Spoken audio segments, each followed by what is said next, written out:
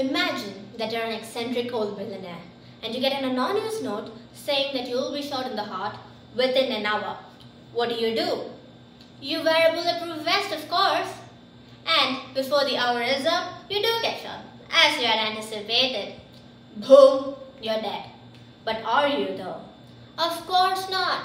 That's exactly what the bulletproof vest was for, to ensure that you weren't hurt. A couple of bruised ribs maybe, but you don't have a bullet-sized hole in your heart. How so? Because the vest acted as a cage to protect you. Now picture this. You're driving in a car on a very stormy night. The lightning strikes your vehicle, yet you're unharmed. How come? It's because your automobile effectively becomes a cage. The electrical charge of the lightning will pass through the metal of the vehicle and protect you inside. The cage that protects you from mild burns and cardiac arrest is actually called a Faraday cage. It is named after the brilliant scientist Michael Faraday, who invented it in 1836. A Faraday cage is a hollow metal conducting shell that blocks electric fields. When electric charges pass through the cage, the electrons on its surface travel along the conducting metal and anything within is thereby protected. This causes one side of the cage to have a negative charge and the other to have a positive charge, which results in an electric field across the cage that opposes and cancels out the one applied to the surface.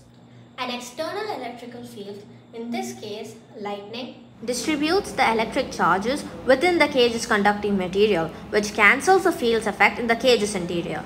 Though you should make sure to keep your windows closed, or you'll be leaving an opportunity for the charges to enter inside your car, which could probably result in a cardiac arrest. You also shouldn't be touching any metal linked to the outside of the automobile while you're inside. Unfortunately though, the lightning would leave a mark where it entered and departed the car. The materials used in a cage, as well as the size of the gaps, can influence which wavelength of the electromagnetic radiation are blocked. Faraday cages, therefore, can be used to shield against radio waves and microwaves. Most of you wouldn't know that Faraday cages are often used in our day-to-day life. I bet you didn't know that microwaves were a type of a Faraday cage too. It traps the waves inside using a metal mesh which reflects the waves back inside to cook your food. An aeroplane is also another type of a Faraday cage. Lightning strikes planes more frequently than you might think.